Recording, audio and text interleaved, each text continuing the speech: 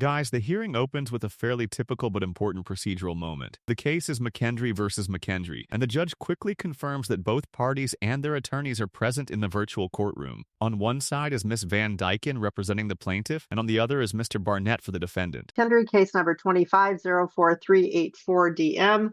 Present in the virtual courtroom, we have both parties along with their respective attorneys. Ms. Van Dyken on behalf of the plaintiff, Ms. McKendry, Mr. Barnett on behalf of the defendant, Mr. McKendry. We are here on a number of motions. Have any of those motions been resolved? No, Your Honor. Okay. I'll leave it to the parties as to which one we want to start with. Your Honor, I think it'd be prudent to start with my motion to enter the order back from October. That has yet to be entered. And that was my first motion, is to get that entered by the court so there's enforcement in there. All right. Mr. Barnett. Yes, thank you, Judge. So the difficult thing for me here is as soon as Ms. Van Dyken came on, I had sent her the draft order that we had that Mr. Worth actually had drafted. Mr. Worth and I were in agreement on everything in that order that he drafted, except for two provisions, which was one, the tax provision. And I'm not willing to die on that hill now. We can still resolve that later, so that can be removed.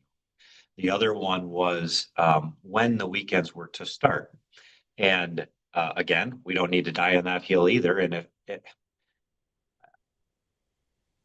Ms. Van Dyken has not responded to anything that I've sent regarding this order. So it's hard for me to know her position other than what her order states. But we're also willing to say, okay, fine, listen, there was this issue when we started parenting time. We can reserve that too. That can go away too. We can put that it just started as it did, in real time. The problem with Ms. Van Dyken's order, as I see it, is that we had pending motions. So those pending motions needed to be resolved. So in the order, it needs to say that all of the previous motions are resolved and that this replaces and supersedes all previous orders. That's in our order. That's not in Ms. Van Dyken's order. The other couple things, if you go to page 8, lines 4 through 8 of the transcript, starting with the head convention language, it says we will include other statutory provisions regarding domicile and residence and other customary language that you'd see in a judgment of divorce. So the issue is Ms. Van Dyken's order does not do that. Ours does. Again, drafted by Ms. McKendry's former counsel. I think there's two more issues. Ms. Van Dyken's order says the defendant can't reside in his brother's home. That's not true. He has to reside there right now until he can get money to buy a home. It's that he can't have overnights there with minor children. So that's a clarification as well. And then finally, it just needs to reference. Sorry, I'm looking for my notes. Got messed up here.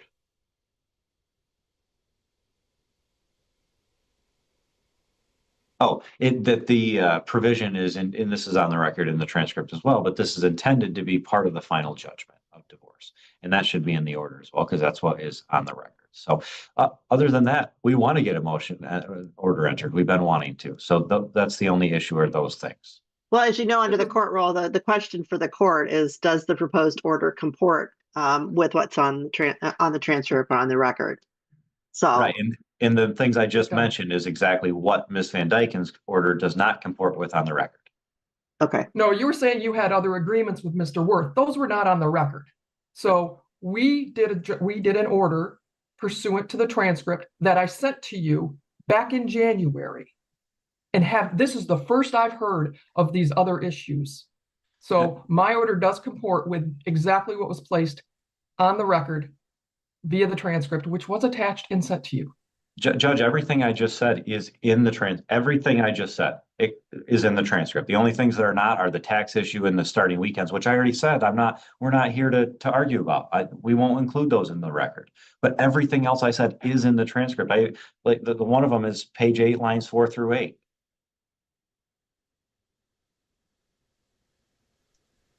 The other one is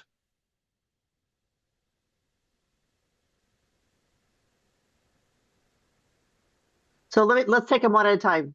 Ms. Van Dyken, do you disagree with that? Your Honor, I apologize. I'm out of the state and I don't have access to all of my screens, so I'd have to go back. Okay. What are the lines 4 through 8? I can share a screen if you'd like, Judge, to this transcript. That's probably a good idea. Go ahead. Yeah. So as far as one of my points was, we will. Hold on a second. Let's my screen went. I don't know. Can you see it, Ms. Van Dyken? I can, Your Honor. Okay, that's good. Yep. It's just huge on my screen and it took up more than I got it. I have it fixed now. Go ahead. I have a tiny screen so I can see it. Okay, good. So here we're talking about the Hague Convention, at least that's what that was meant to say, and other statutory provisions regarding domicile and residence and other customary language that we would see in a judgment of divorce. For example, inherent rights provisions, right? That was in our proposed order. It's not in Ms. Van Dyken's order. Right here, as we go on to the next lines 9 through 13, and provide to this court that it's the party's intention that these terms would be merged and incorporated into the final judgment of divorce. That needs to be in the order. That's not in Ms. Van Dyken's order. This, in the next sentence, this would resolve all pending motions that are before the court, and it supersedes any other agreements. That needs to be in the order. It's all right here in this first part.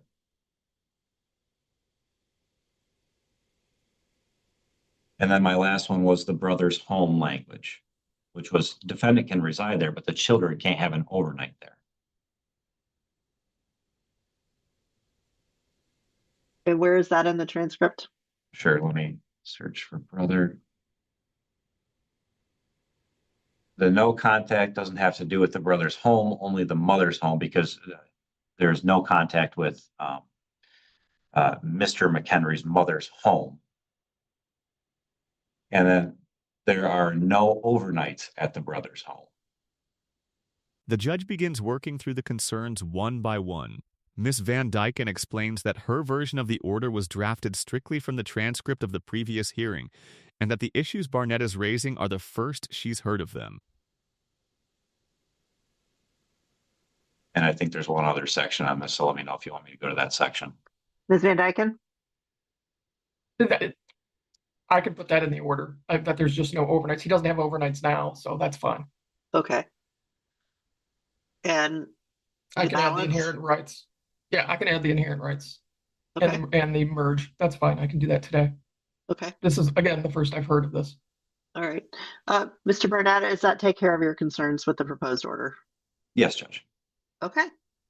All right. I think that takes care of that issue then. We'll move on to the next one. So the order will enter with those amendments.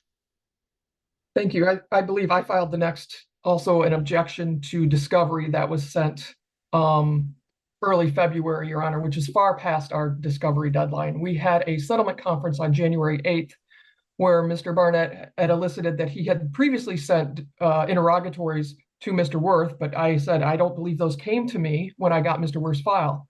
Well, a month later, early February, Mr. Barnett actually says, well, oops, I didn't really send them. There was a kerfuffle in my office and they didn't get sent. Well, they didn't get sent long past the discovery. I was willing to answer those that he had sent during the discovery deadline. We are 30 days from today away from trial. I am starting trial prep. I am not about going back and doing discovery and depositions that are scheduled one day before trial and the day of trial. That's not necessary. We also have mediation coming up on March 17th. I'm hoping we can resolve those issues then. But this is you don't keep doing discovery throughout this case. There's a deadline, there's a reason for a scheduling order. My client and Mr. Worth, previous counsel, and myself have followed that.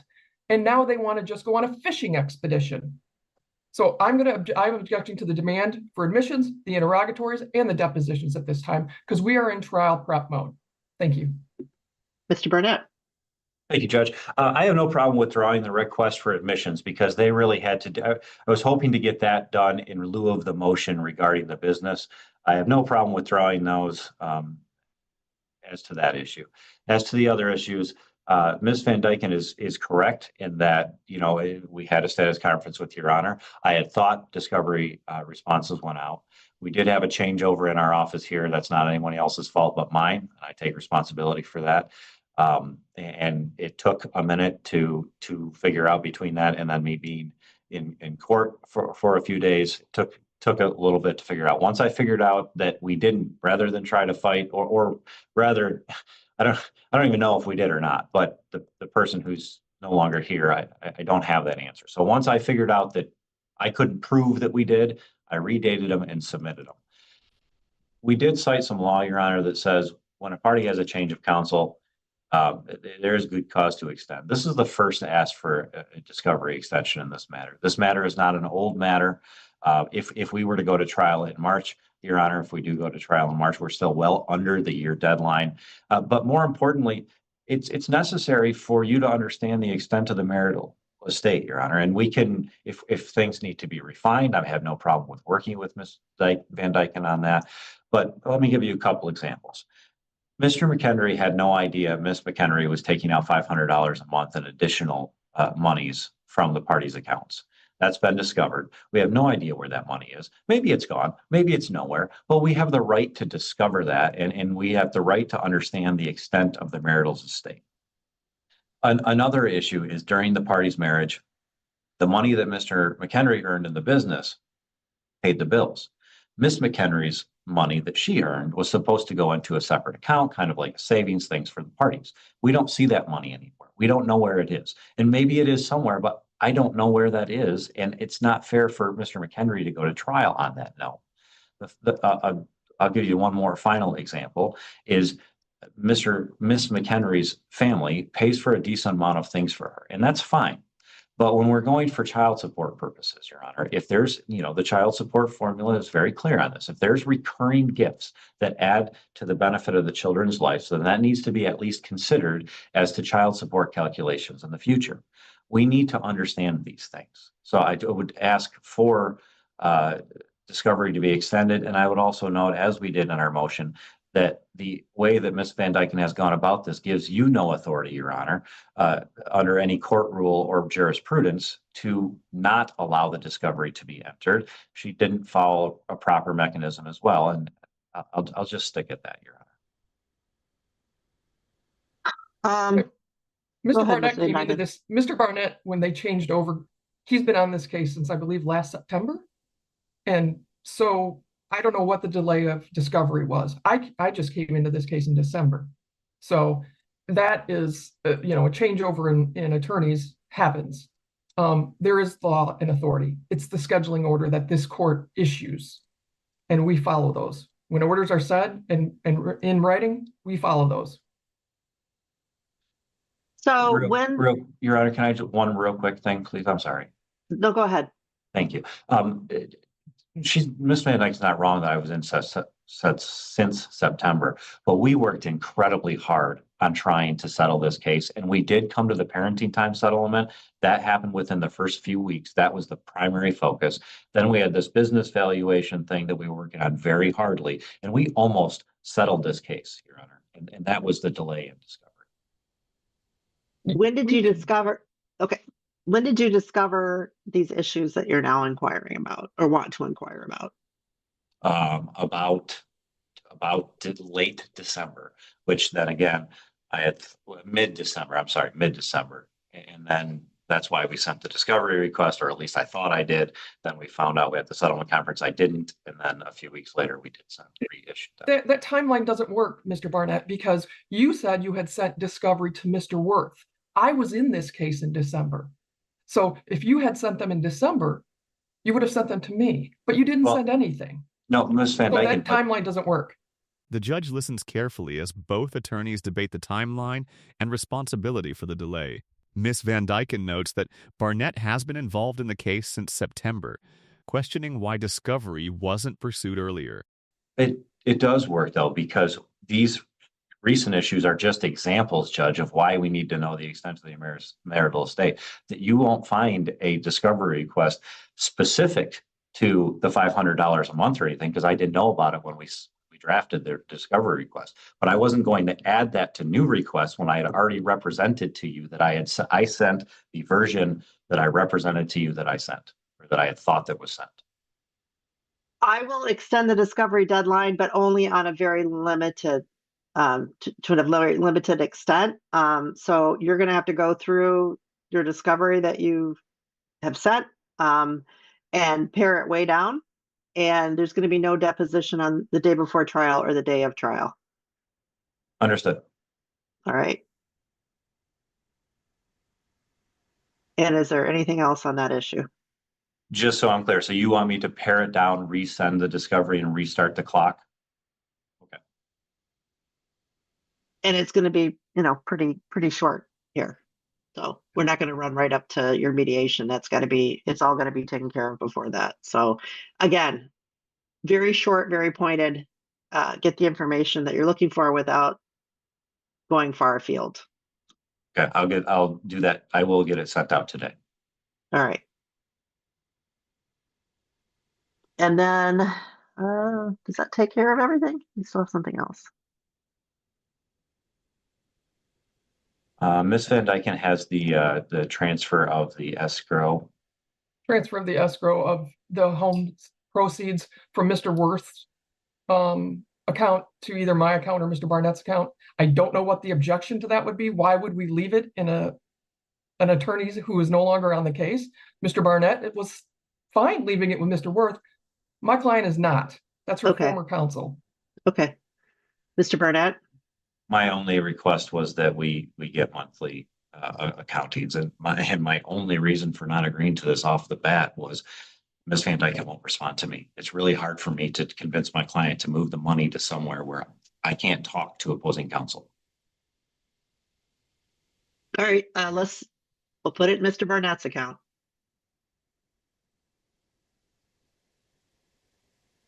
And we could include that Mr. Worth will provide an accounting of it as well. Of course, yes, Yeah. yes, absolutely.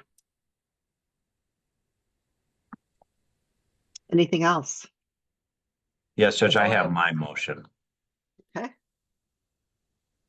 We took care of the discovery. So then one of the things would be the proceeds from the marital home. We've asked that each part, so there's around $250,000 in that account.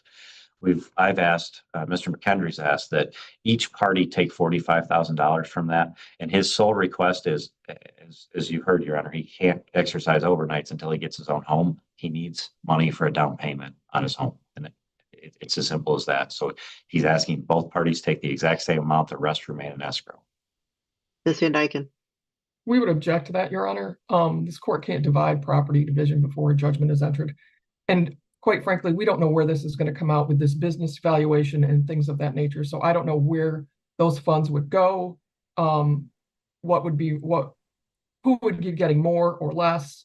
There's a bunch of funny money that's going on with the business at this time. So I would ask the court to reserve that until we're 30 days away from trial.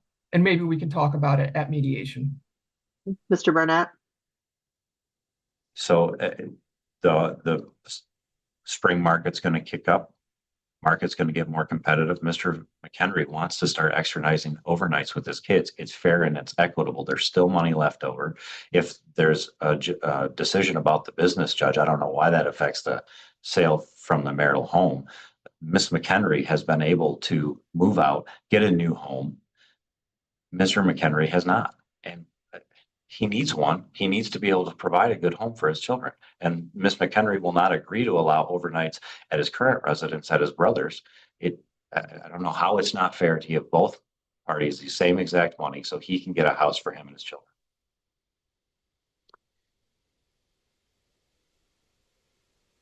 Well, we are very close to trial. We're closer to mediation. I'm going to deny the request at this time because, again, there's so many moving parts here, and the court generally does not divide up property without knowing the whole picture. Okay, thank you, Judge. All right, thank you. Then we have just two more issues. One, the easier one, I think, is the communications with the minor children. So Mr. McHenry has been blocked on his children's devices for quite a while, and in their response, Ms. Van Dyken says that, well, that's because no order's been entered. Well, that doesn't make sense. He's been exercising parenting time ever since we agreed on the record. And on the record, Judge, in the transcript, you'll see remember, that was supposed to be of immediate effect. All he's asking is that the children become unblocked from the mobile devices. He wasn't even able to say happy birthday to his children, Your Honor. Ms. Van Dyken. Your Honor, the no contact order wasn't lifted in that order. And it's no contact not only with the kids, but with Mrs. And those are the devices that she communicates with the kids for. She just doesn't wish to have him have that communication while at her home. See, and that was a problem, Your Honor, because as we already looked at the transcript today, it does say it supersedes the previous orders, and it was to take immediate effect.